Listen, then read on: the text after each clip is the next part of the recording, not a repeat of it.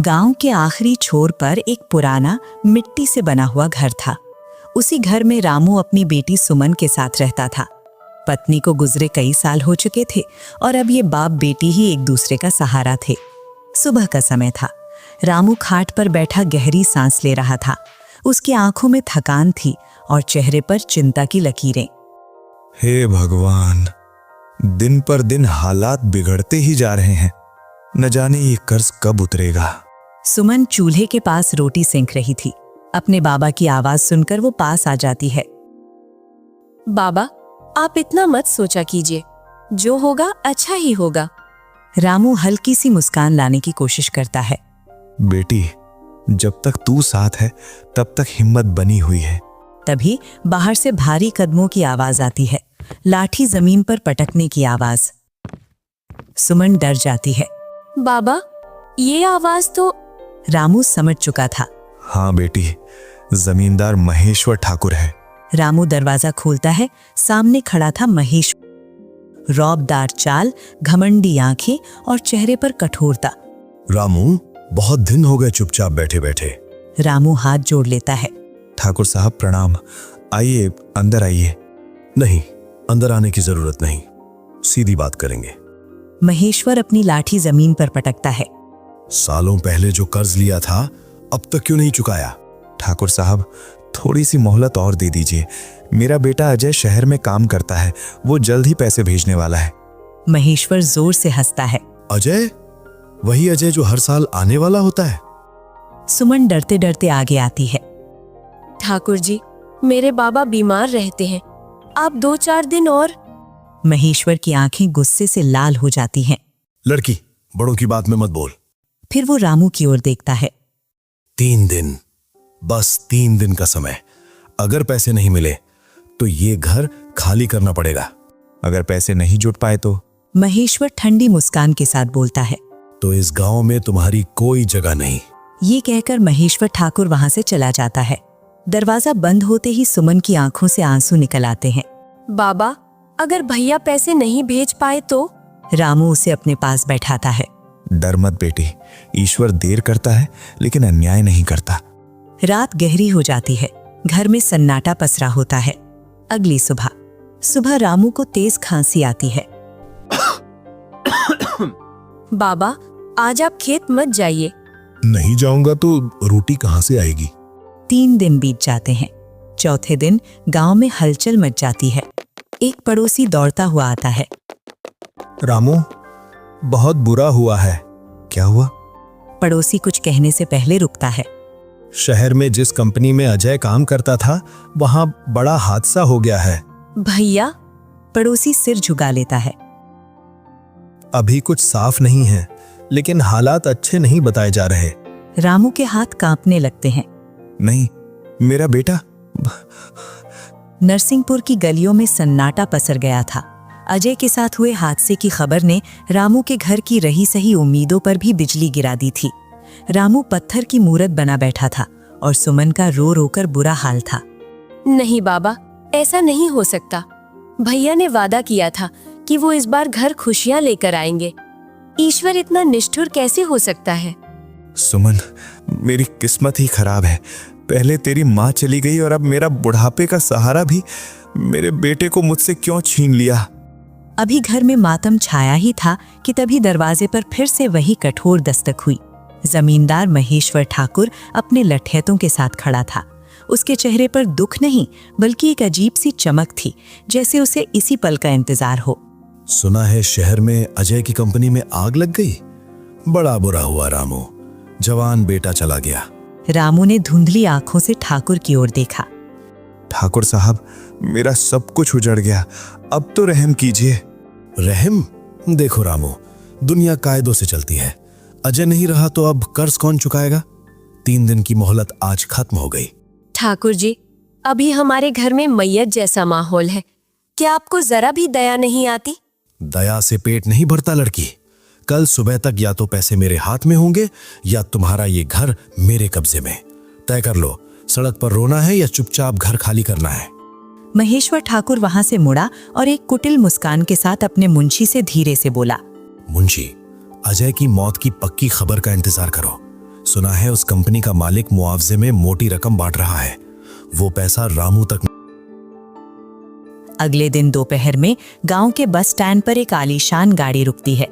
गाड़ी से एक पढ़ा लिखा और सुलझा हुआ युवक उतरता है। उसका नाम था विक्रम। विक्रम उसी कंपनी का मैनेजर था जहां अजय काम करता था। विक्रम के हाथ में एक काला सूटकेस था। वो गांव के एक राहगीर को रोकता है। भाई साहब, क्या आप मुझे रामू जी का घर बता सकते हैं? उनके बेटे अजय के सिलसिले में आया हूं। पास ही खड़ा जमींदार का मुंशी ये सुन लेता है और तुरंत दौड़कर महेश्वर ठाकुर को खबर देता है। महेश्वर ठाकुर समझ जाता है कि यही वो मुआवजा है। उसे रामू के घर मत जाने देना। उसे सीधे मेरे पास लेकर आओ। कहो कि मैं ही इस गांव का मुखिया हूं और रामू का सारा काम मैं ही देखता हूं। मुंशी विक्रम को बहला फुसलाकर ठाकुर की हवेली ले आता है। ठाकुर बड़े ही मीठे स्वर में उसका स्वागत करता है। आइए बेटा, आइए। अजय के साथ जो हुआ उससे पूरा गांव सदमे में है। मैं उसका ताऊ जैसा हूं। बेचारा रामू तो सदमे से पागल हो गया है, किसी को पहचान भी नहीं रहा। ये जानकर बहुत दुख हुआ। हमारी कंपनी ने अजय की बहादुरी और उसकी मेहनत के बदले उसके परिवार के लिए 5 लाख रुपए का मुआवजा भेजा है। ये सूटकेस मुझे उन्हीं को सौंपना है। ठाकुर की आंखों में लालच की चमक दौड़ गई। आप फिक्र ना करें, आप ये अमानत मुझे दे दीजिए। मैं खुद अपने हाथों से रामू को सौंप दूंगा और उसकी बेटी की शादी का इंतजाम भी इसी से करा दूंगा। आखिर गांव का जिम्मेदार आदमी हो। विक्रम को ठाकुर की बातों पर थोड़ा शक होता है, लेकिन वो अजनबी था। तभी हवेली के बाहर से किसी के चिल्लाने की आवाज आती है। बाहर सुमन खड़ी थी, जो जमींदार से हाथ जोड़ने आई थी कि उसे घर से न निकाला जाए। विक्रम की नजर खिड़की से सुमन पर पड़ती है। ठाकुर साहब, वो लड़की कौन है जो बाहर रो रही है? अरे वो तो गांव की एक भिखारन है। दिमाग थोड़ा कम है उसका। आप इधर ध्यान दीजिए। लाइए, ये सूटकेस मुझे सौंपिए। विक्रम ने सूटकेस ठाकुर की तरफ बढ़ाया, लेकिन सुमन की आंखों का वो दर्द उसे कुछ सोचने पर मजबूर कर रहा था।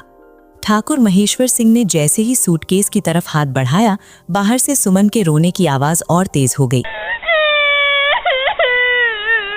विक्रम का हाथ रुक गया।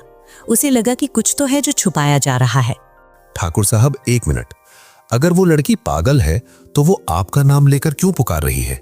वो कह रही है कि ठाकुर साहब, मेरे बीमार बाप को घर से मत निकालिए। महेश्वर ठाकुर के चेहरे पर पसीना आ गया। उसने बात संभालने की कोशिश की। अरे बेटा, तुम शहर के सीधे साधे लोग हो। ये गांव वाले नाटक करने में माहिर होते हैं। मुंशी, जाओ उस लड़की को यहां से भगा। शोर मचाकर मेहमान। मुंशी बाहर गया और उसने सुमन को धक्का देकर गिरा दिया। अब विक्रम से रहा नहीं गया। वो सूटकेस लेकर सीधे हवेली के बाहर आ गया। विक्रम ने देखा कि एक मासूम लड़की जमीन पर गिरी हुई है और उसकी आंखों से आंसू बह रहे हैं। विक्रम ने उसे सहारा देकर उठाया। तुम ठीक तो हो? क्यों रो रही हो तुम?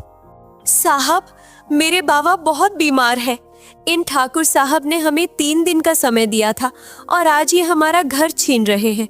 मेरा भाई शहर गया था पैसे कमाने, पर उसकी भी बुरी खबर आ गई। अब हमारा कोई नहीं है। विक्रम का माथा ठनका। उसने मुड़कर हवेली की सीढ़ियों पर खड़े ठाकुर की ओर देखा। ठाकुर साहब, आपने तो कहा था कि रामू सदमे में है और किसी को पहचान नहीं रहा, और इस लड़की को आपने भिखारन बताया। क्या यही है आपका ताऊ जैसा रिश्ता? जबान संभाल के शहर बाबू। मेरे गांव में आकर मुझे ही आईना दिखा रहे हो? ये लड़की झूठ बोल रही है। इसका भाई अजय मेरा कर्जदार था। विक्रम ने गहरी सांस ली और सूटकेस को कसकर पकड़ लिया। ठाकुर साहब, अजय मेरा सिर्फ कर्मचारी नहीं, छोटा भाई था, और उसने मरने से पहले मुझे सब बताया था। उसने कहा था कि उसने सारा कर्ज चुका दिया था, बस रसीद लेना भूल गया था। और रही बात हादसे की, तो एक बात कान खोल कर सुन लीजिए। गांव के लोग धीरे धीरे वहां जमा होने लगे। विक्रम ने आवाज ऊंची की। अजय मरा नहीं है। हादसे में वो घायल हुआ था, लेकिन वो जिंदा है और शहर के सबसे बड़े अस्पताल में उसका इलाज चल रहा है। मैं यहां सिर्फ ये देखने आया था कि अजय के पीछे उसके परिवार का ख्याल कौन रख रहा है। ये सुनते ही सुमन के चेहरे पर उम्मीद की बिजली कौंध गई, लेकिन ठाकुर के पैरों तले जमीन खिसक गई। क्या भैया जिंदा है? हे भगवान, तेरा लाख लाख शुक्र है। जिंदा है?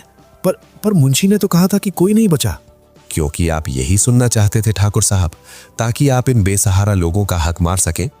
ये सूटकेस मुआवजे का नहीं है, इसमें वो गहने और पैसे हैं जो अजय ने सालों की मेहनत से अपनी बहन की शादी के लिए जमा किए थे।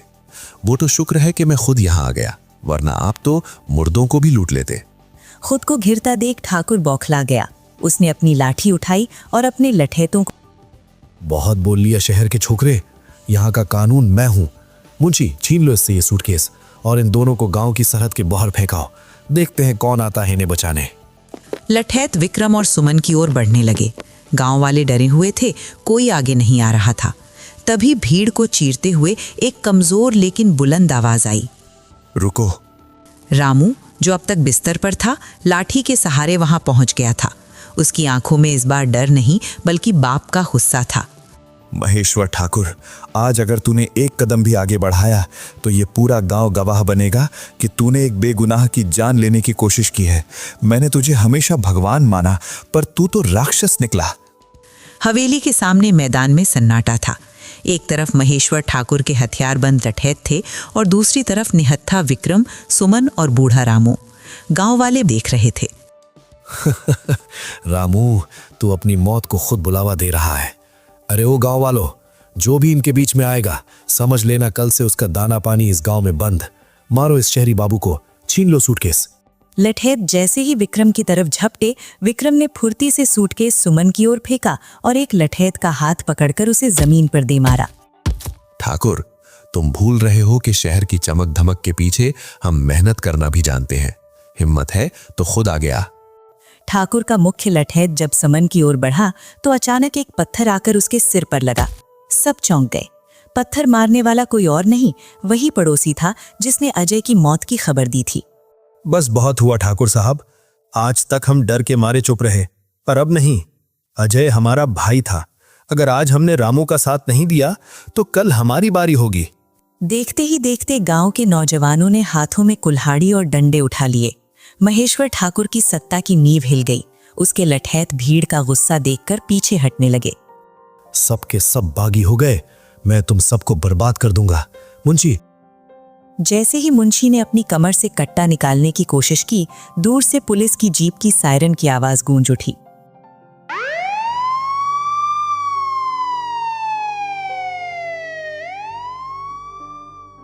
जीप रुकी और उसमें से इंस्पेक्टर के साथ एक एम्बुलेंस भी आई। विक्रम के चेहरे पर सुकून आ गया। ठाकुर साहब, मैंने गांव आने से पहले ही शहर के बड़े अधिकारियों को इस धोखाधड़ी की सूचना दे दी थी, और देखिए कौन आया है। एम्बुलेंस का दरवाजा खुला, स्ट्रेचर पर पट्टी बंधा हुआ लेकिन होश में अजय बाहर आया। उसे देखकर सुमन और रामू दौड़कर उसके पास पहुंचे। भैया, बाबा, सुमन, मैं आ गया। साहब ने मेरी जान बचाई। और ठाकुर, जो कर्ज की रसीद तूने मुझसे छीन ली थी, उसकी दूसरी कॉपी बैंक में सुरक्षित है। तूने मेरे परिवार के साथ जो किया, उसका हिसाब अब कानून करेगा। इंस्पेक्टर ने आगे बढ़कर महेश्वर ठाकुर की कलाई में हथकड़ी पहना दी। महेश्वर ठाकुर, आप पर धोखाधड़ी, फिरौती और हत्या के प्रयास का आरोप है। मुंशी, तुम भी चलो, सरकारी मेहमान नवाजी का वक्त आ गया है। ठाकुर की पगड़ी मिट्टी में मिल चुकी थी। गांव वालों ने उसे धिक्कारते हुए वहां से विदा किया।